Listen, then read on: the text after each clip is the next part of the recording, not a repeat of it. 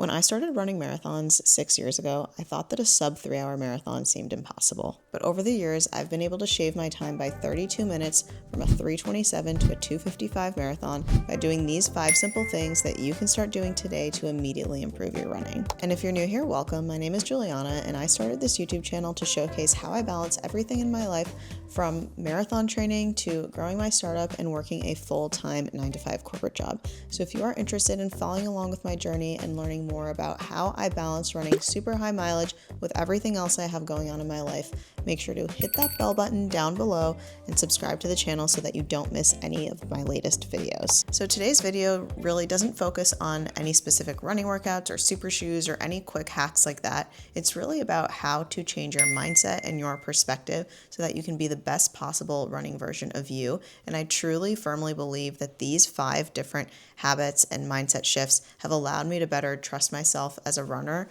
and as a person outside of running. So let's dive in. Okay, so the first mindset shift is to not compare yourself to other people and other people's progress. I know this is something that is very difficult to do since pretty much everyone posts their workouts on Strava, Instagram, Facebook, YouTube, you name it. But I want to remind you that everybody has different lives with unique stressors and unique situations, unique training plans, unique workouts. So comparing yourself to one person's workout that you see online, or even if it's someone that you compare yourself regularly to who might have a similar running ability, is not really productive because you lead 2 completely different lives. They're following a completely different plan than you're following.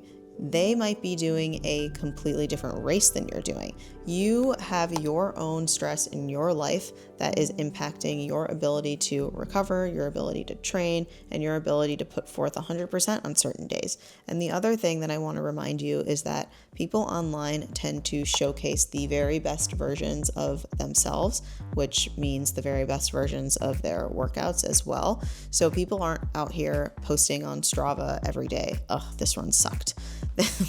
So I mean, sometimes I do that, so sorry, but it's true. Like, not every single run is amazing. So when we get caught in this trap of comparing ourselves to others online, we'll see that, why did this person have, 5 amazing runs that were all super fast and all of my runs this week sucked? It's like, okay, well, were you sitting at your desk for 10 hours a day and having an extremely stressful work week and you weren't able to dedicate yourself as fully to running as this other person? It doesn't really matter what the situation is. It's my point here is that it's just not a fair comparison because you are a different person than this other person.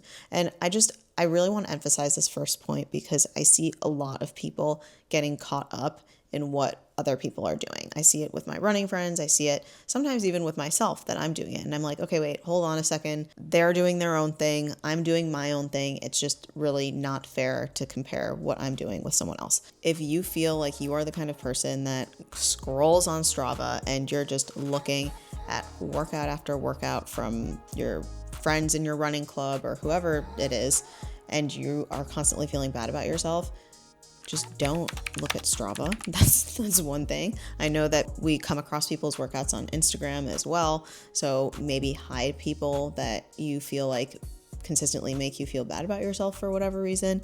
You can hide those people's stories or hide them in your feed or even unfollow them if you feel like that. And if you need to unfollow me for that reason, I totally support that because I want you to be in a mentally healthy place and to not compare yourself in a negative way to my progress. So if you feel like that's happening with me, go ahead by all means. But the other thing that you can also do is that sometimes I feel like I do this is that I will do some easy runs faster than they should be because of what Strava will think. So if you find that you're doing this same thing, there's actually this magical feature on Strava where all of your runs, when they get uploaded, they can be uploaded as private runs instead of automatically just getting transmitted from Watch to Garmin Connect to Strava, and then it's just in the ether for all to see.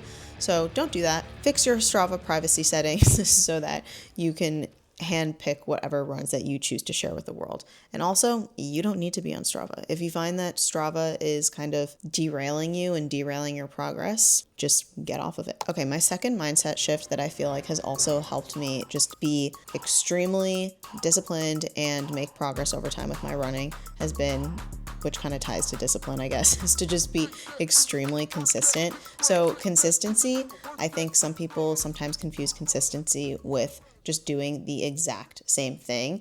And to me, consistency doesn't necessarily mean doing the exact same thing. It just means being kind of like more or less the same over time. And more or less the same just can also mean consistently improving, right? So that means consistently increasing your mileage, consistently increasing the intensity of your workouts, and doing so on a small incremental upward trend versus large jumps in mileage. So that's what I'm really talking about when I'm talking about being consistent, is that you don't want to be the kind of person that 1 week work is stressful and you're running 20 miles a week, which is totally fine if you have to do that.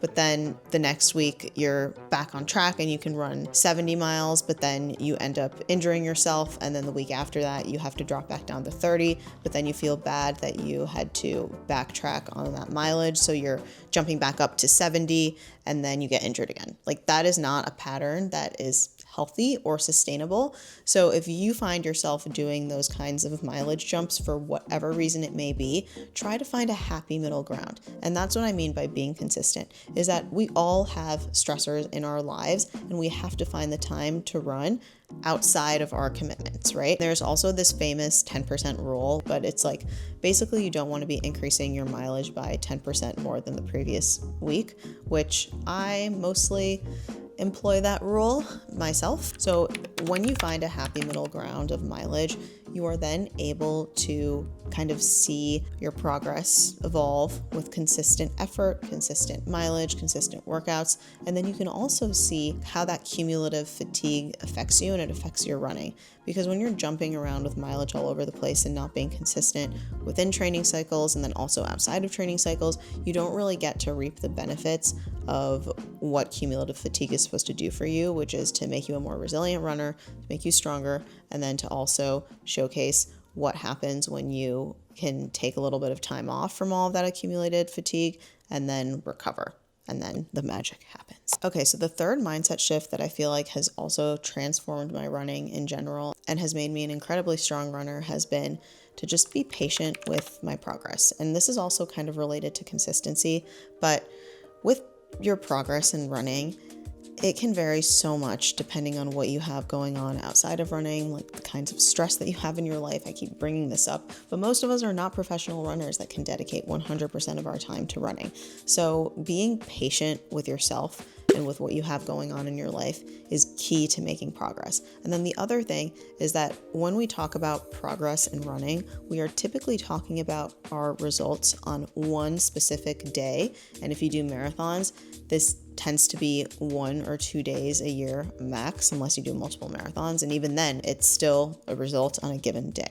So what I mean by being patient is that a race is just a result, and there are so many different things that need to go right in order for this result to be the one that you have been training for and that you're looking for.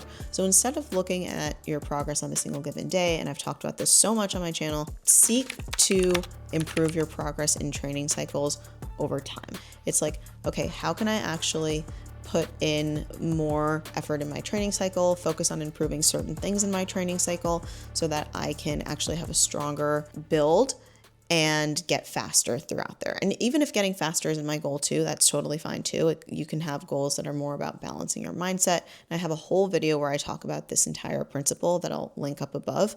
But basically, you want to focus on progress through the build and not necessarily pinpointing so much pressure on a specific given day, which is your race, and then being hard on yourself if you don't meet that goal on that specific day.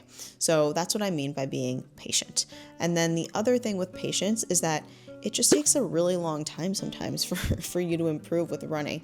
So as long as you're having fun and you're enjoying it, just keep doing what you're doing and just be patient with the results. They will come, but it doesn't necessarily always have to be about getting faster. It can be about shifting your mindset, being more healthy with how you're approaching your running, how you're approaching your lifestyle. And patience can also sometimes mean if you feel like you just are really impatient and you want results fast and you're not seeing them and you're getting really frustrated with the sport, you could also try taking a break from racing.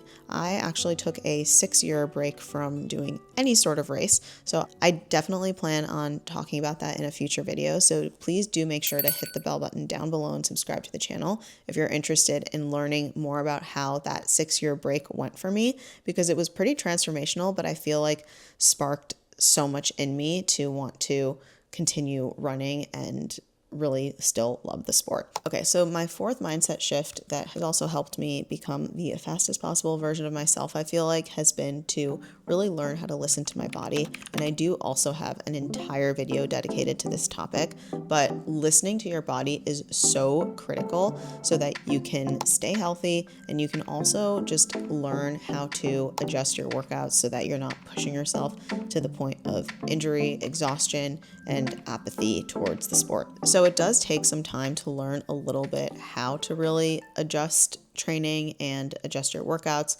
so that you can listen to your body with intention, especially because as runners and as athletes, we really push ourselves so much, and sometimes it's hard to distinguish the fine line between pushing ourselves over the edge to where things start to feel bad versus things just feeling hard in a workout. So really understanding that nuance, I think, is so critically important as a runner. So my tip here is that sometimes when you're out on the road, there will just be days where things start to feel really bad for whatever reason, and learning how to back off is sometimes better than pushing through. And so what I do like to ask myself, it's either before or in the moment, is this workout going to make me feel worse and put me in a bad place? Or is it going to make me mentally stronger and it's actually going to help my fitness and it's not going to detract from my training? If you feel like you're kind of on the edge of, should I do a workout? Should I not? Listen to your body. Your body knows what it needs.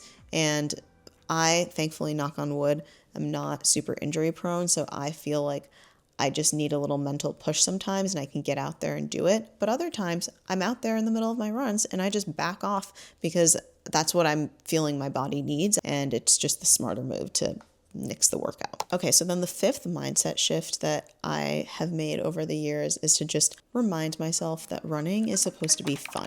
If there is any point in my training when running has started to become not fun, that actually hasn't really ever happened to me in the past, ever since I started marathon training, really. But there have been periods in my life where I've been like, why is this not fun? Why am I dreading every single run? And sometimes that even does happen when I'm marathon training, that I'm dreading runs. Usually it means that I need more sleep, that I need to recover more, and that I'm doing too much. So remind yourself and ask yourself on a daily basis, is this fun? Yes, runs are hard. Even easy runs can sometimes feel really, really difficult, but if most days you are enjoying being out there, you're enjoying what you're doing, and you're having a good time, then I think all is well. But if not, maybe it's time to take a step back and really evaluate. Do I still want to be training for marathons? Do I still want to be training for races in general?